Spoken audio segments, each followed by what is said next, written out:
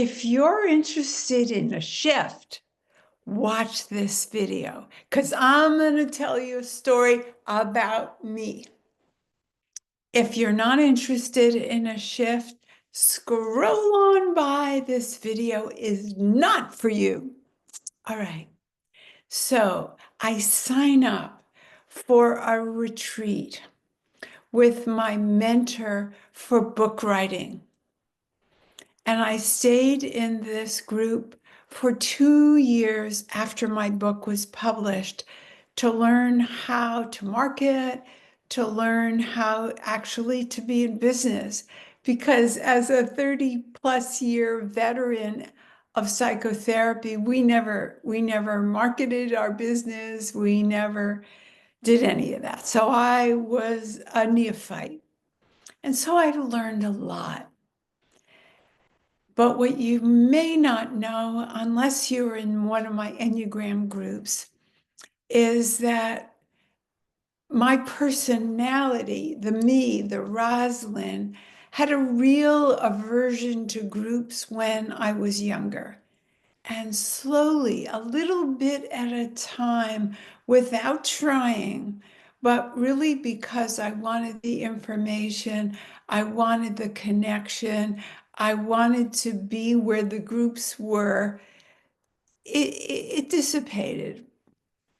And some of you believe in epigenesis, and some of you don't know about it, but the word means that our ancestors' experiences have been shown to be in our genes.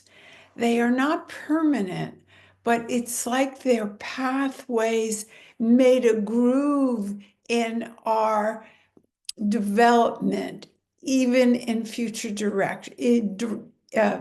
future, oh, I can't think of the word, future generations. I know it's a little hard to believe, but look it up. Epigenesis. It starts with an E. So my parents went through the Nazis. They were the last people on the last boat to leave Nazi Germany. My father spent time in a concentration camp. My mother's neighbors, who were good friends, turned on their family. And so they did not bring me up to trust groups to be excited about joining. They were very suspicious and pretty much kept to their own kind, meaning German refugees or Jewish people.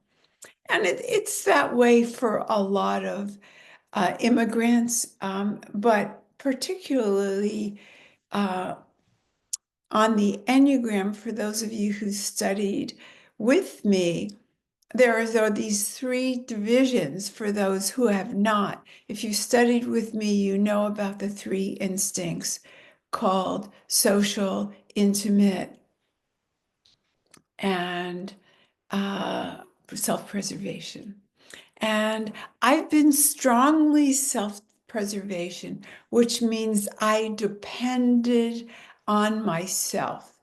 I was a loner, I was a withdrawn type, and in a way, it's the opposite of a social type.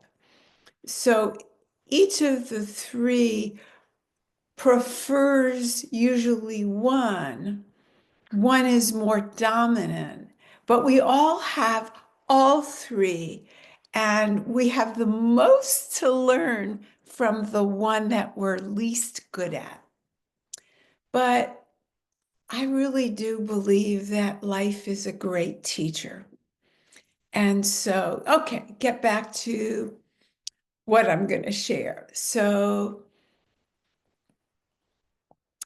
probably one more thing you need to know, and that's if you haven't read my book,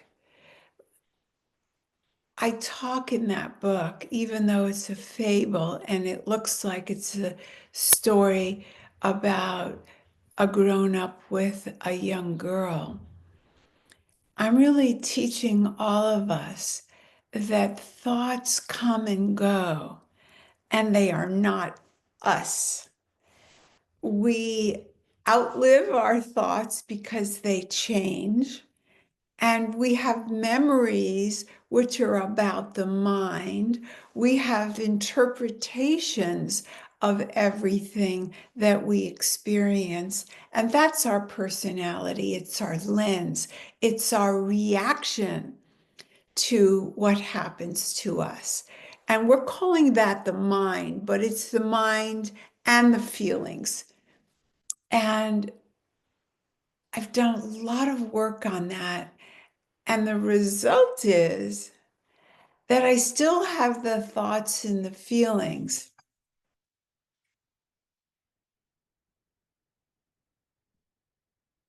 but I don't believe them. What does that mean, not to believe them? Well, let me tell you the story. So I go to Palm Springs for this retreat. I'm feeling like I'd really like to not go. I'm thinking maybe I'll just forfeit the ticket. Then I think, no, I've been invited to sell books. And also, I took this class that was so good. It was a master class on networking, and I only took it because it's a new colleague that I met. And of course, I took it as a favor in a way to show up and support him, and it was for me.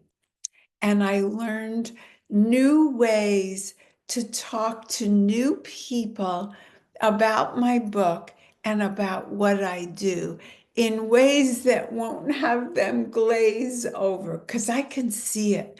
When I start talking, people go, and they're gone. They don't know what I do. People who work with me would have a hard time saying what I do, but that's another story. Even though people love my work, it's hard to, well, I shouldn't say that. There are easier ways to talk about it, but that's not our subject. So let's get back to the story. There's this retreat coming up, and I'm reluctant to go. I talked myself into it because here's a new way to use what I learned at that networking and talk about my book. And really, let's tell the truth. How often am I invited to bring my books? They're even going to send my books for me. I get to have book signings, and new people get to see my book, and I get to talk about it. How great is that? So I have to go in my mind. There's really no choice about staying home, but I feel like it. And then I kind of obsess about my clothes, like what should I take? I hate being cold. It'll be air conditioned inside and very hot outside.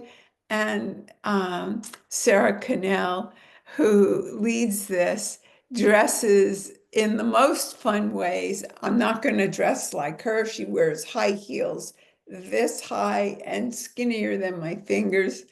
And I'm not going to dress that way, but obviously in this group, people pay attention and care about how they dress.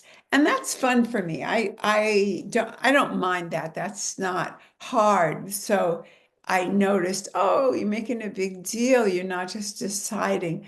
Deciding is pretty easy for me. I have a lot of nice clothes. And but so if I'm having a hard time, there's more going on. Okay, I get there. And before the first event, I wish you could be in my head, because you won't believe it if you think of me as evolved.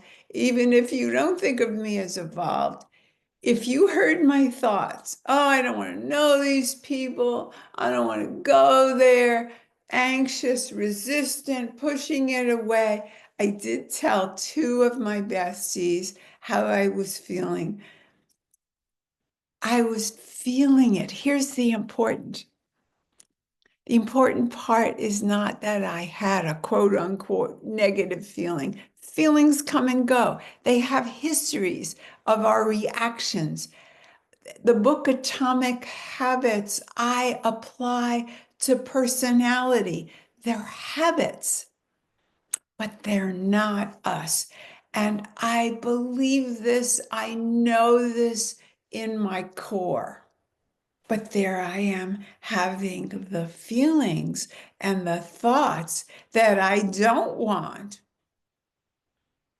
But I'm not believing they're true. I'm believing I'm having them.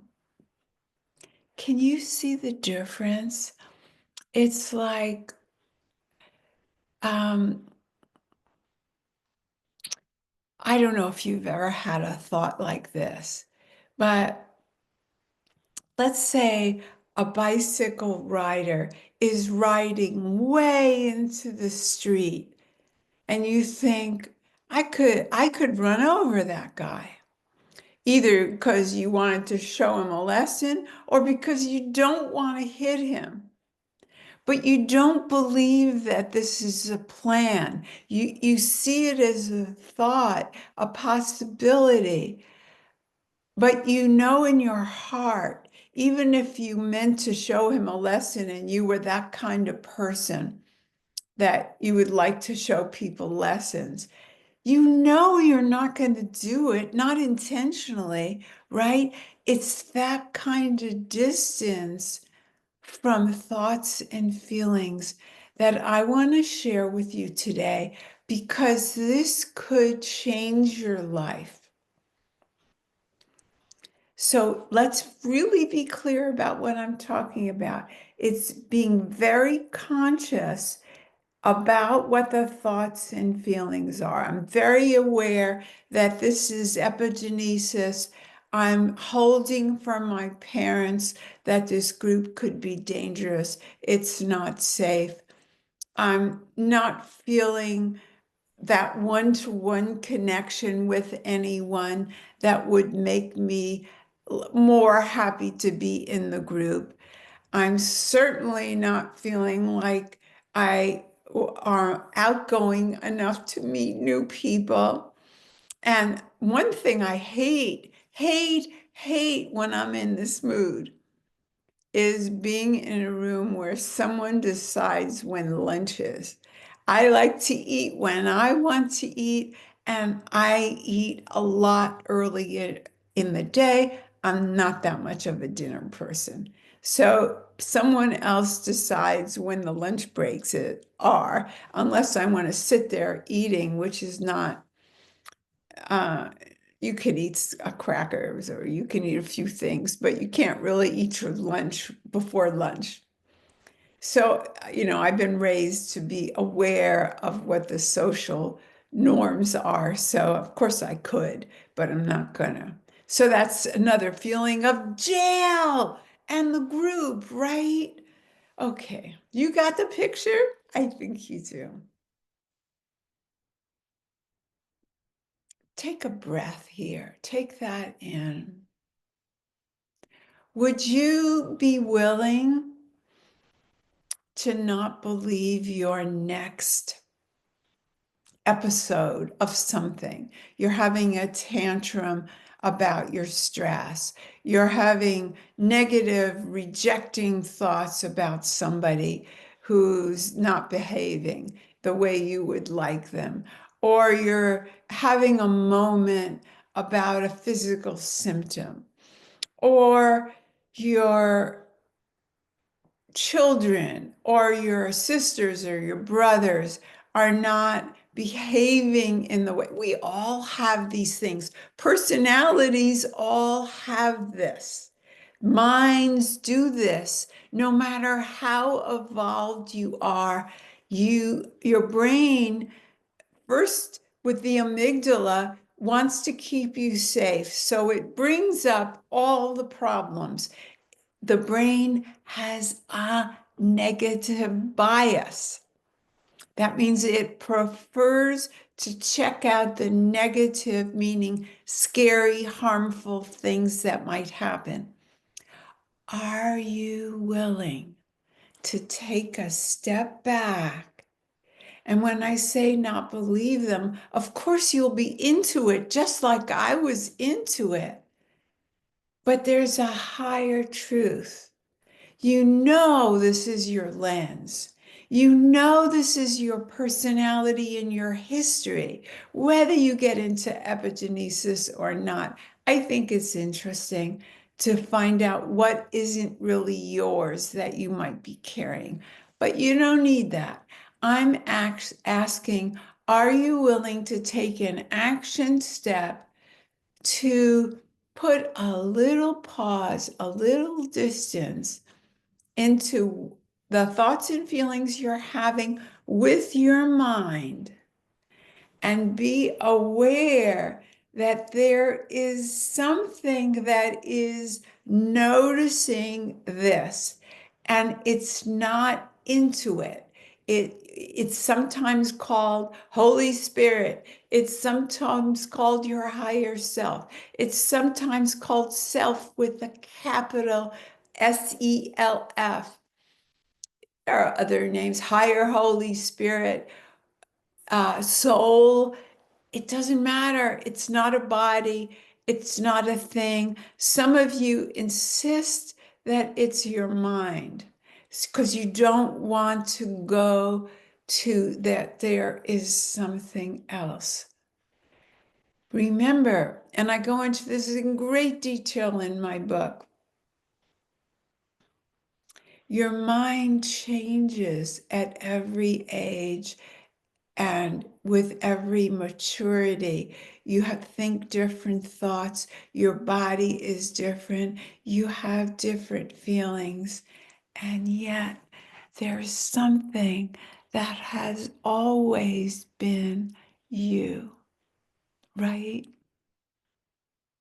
Something that has always been you. And it's not a body. We tend to think of ourselves as our bodies. I understand it, we're attached. But I want to give you something that could be life-changing. Are you willing to say yes to your soul just to experiment and see if what I tell you next could happen to you?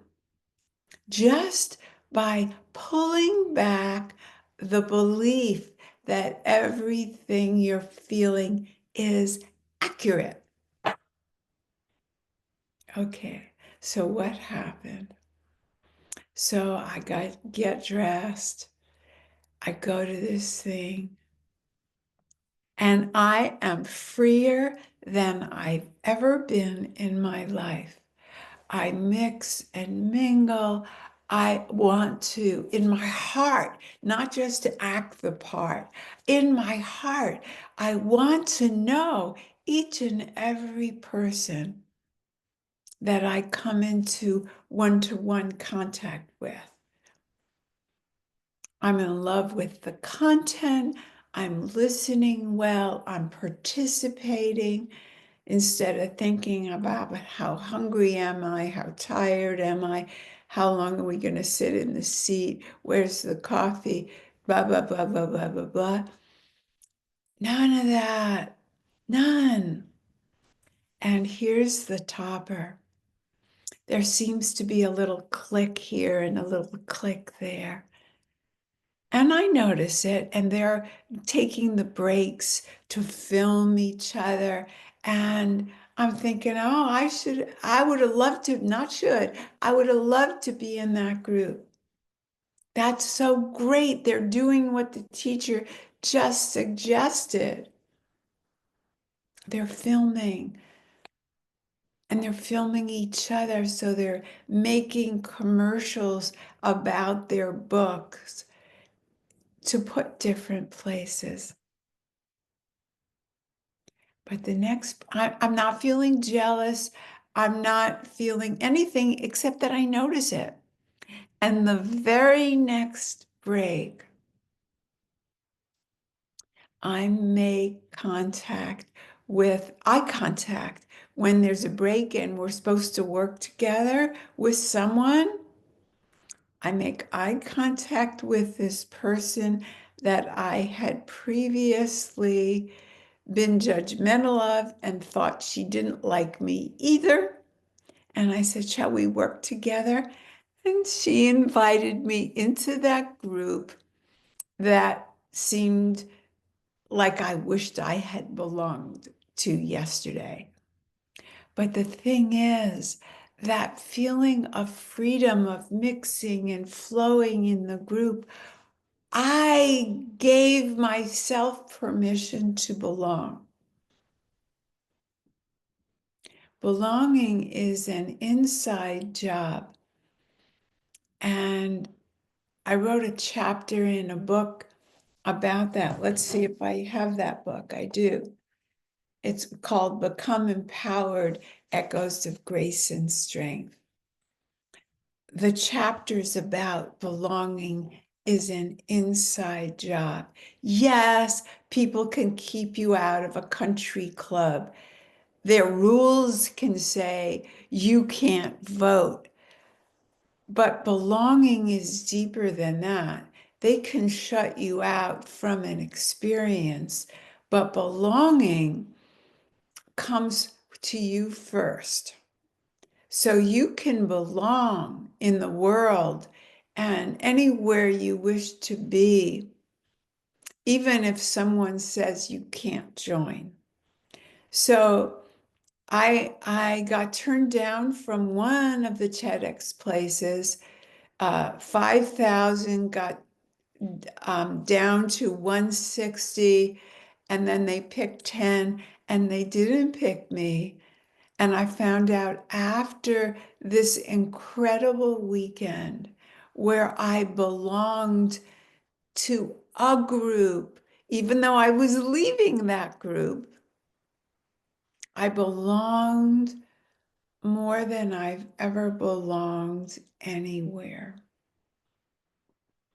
And getting this turned down from TEDx, yeah, I'm not going to go to that event. I'm not invited, but I belong on the TEDx circuit, whether I get an invitation to give a talk or not. And I was not actually upset at all. I can take it or leave it at this point because I've written and given my heart and soul to a new format of my talk. And I feel so good about it that I've given it to the universe. And that's my job. And my job is done for now. And if TEDx takes it, then I'll have another job. But it's not my job to worry or feel I don't belong unless someone sends me an acceptance.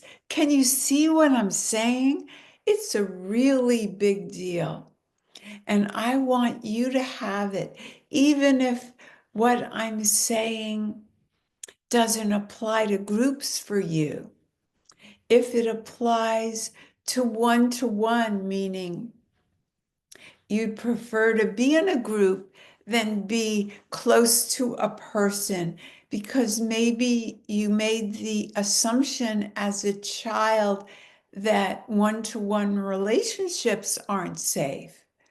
And so you stay away from them. Or you believe that one-to-one relationships, you might find comfort, you might find gratefulness, you might find being filled one-to-one with a person or a place or a thing that you connect to. But maybe you think and feel and have been trained that taking care of yourself is selfish and that it's higher and more spiritual to take care of other people and the world before you take care of yourself. If that's your third, I challenge you to experiment, because it seems as though the one that is the lowest is what your soul would like you to organically step into, because we all get to be part of the outer world. We get to take care of ourselves, and we get to connect to other people. So put a Y in a reply if you're willing to experiment with noticing that there is something, there's an energy that is a witness to whatever you're thinking and feeling, especially when you're having a hard time. That's it for now. Bye for now.